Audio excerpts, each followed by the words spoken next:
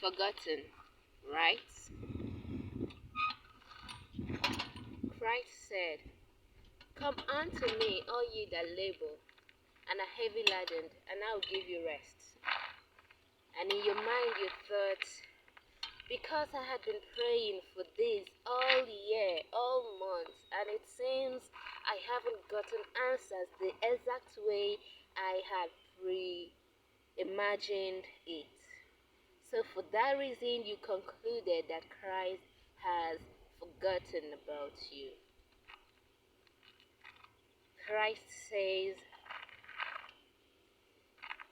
"Come, let us reason together.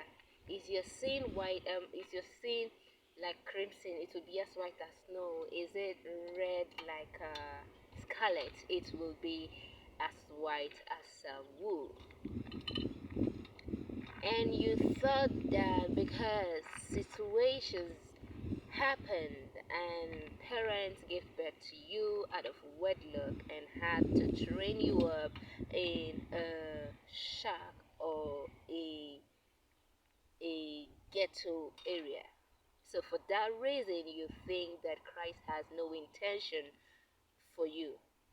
How could he say that he has great thoughts and plans for me when he can't even provide for my basic amenities? How can he say that he has my name engraved in the palms of his hand when he can't even see when the code of the on the bridge is there about to take me out of life? How could he say that he cares so much about me so that I should trust him with my whole being and cast my cares upon him when even the little care of food he can seem to provide? I have to go about begging and seeking and, waiting for leftovers to feed my babies and husband and myself. Where is the truth?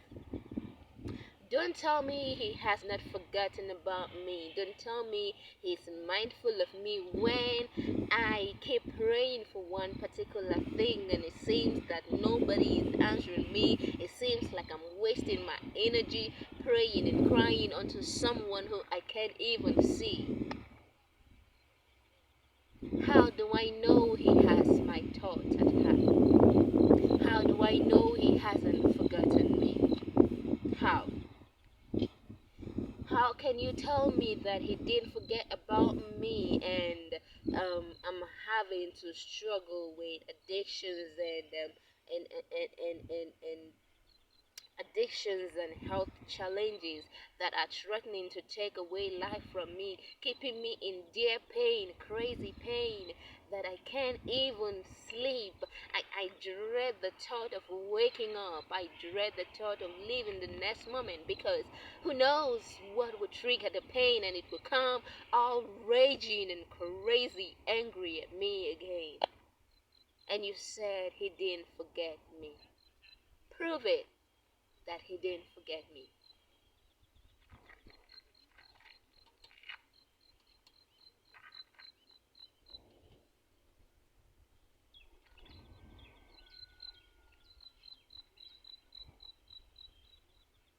As high as the heaven is, stand above the earth, and you are exalted. Oh, unlimited God, you are exalted. You are exalted.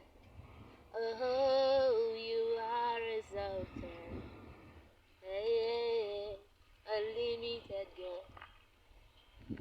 And I'll praise you in the storm.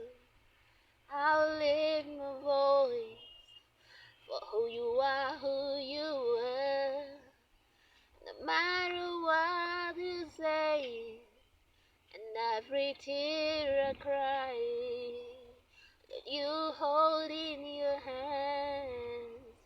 For you are who you are, and now my heart is yours, and I'll praise you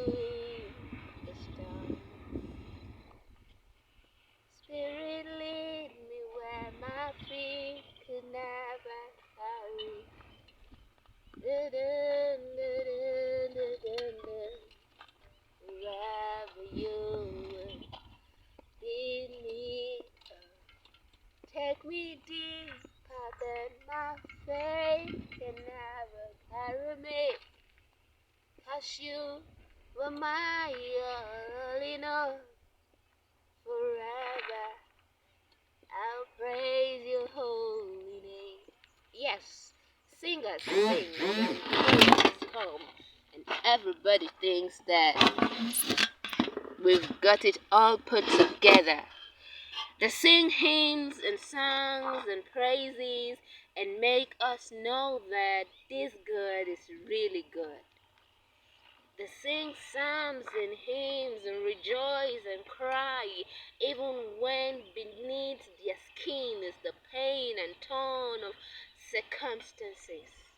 But would you tell me the secret behind all this glamorous praise and worship?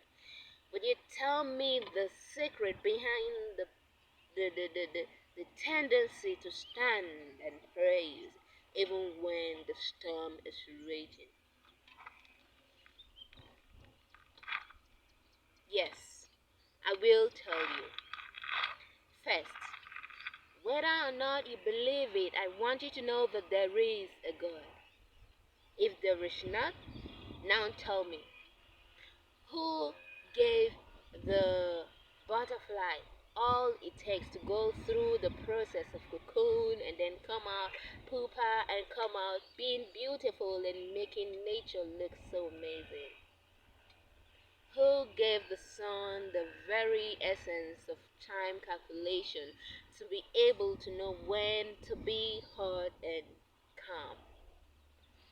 Who put in place the hills and the greens and the breeze and the trees and land upon which you stand? Who made it be that you sleep and wake without even controlling how your body reacts when you sleep? If there is no God behind the scene, tell me, who put this large screen of sky and cloud up above the expanse of this land? Can you prove to me that there is no God? Because humans decide to become the agent of their own calamity, they begin to be bandits and fight against one another, creating harmful substances for others, ejecting harmful substances in the air for others to breathe and get sick and troubled by one condition or the other. But it didn't stop there. There is an origin. There is an origin. The origin is actually an expression of where humans forgot the God who brought them into being. Now, when we talk about forgetting, you are seeing it from the point that God has forgotten you. But let me tell you something. The moment humans decided to disobey this great God, it was they that actually forgot the relationship and intimacy they had with this God. It wasn't that God forgot humans. It was that humans forgot the beauty of relationship with God. It was that humans forgot the authenticity of the God and love he professed towards them. It was that humans forgot that there is a God who is Abba, their providence and source. It was because humans forgot all his goodness. So now we want to blame him that he forgot us. It's not so. Because if he forgot you, he wouldn't before creation prepare a time, an atonement through the slaying of blood of Jesus the Lamb.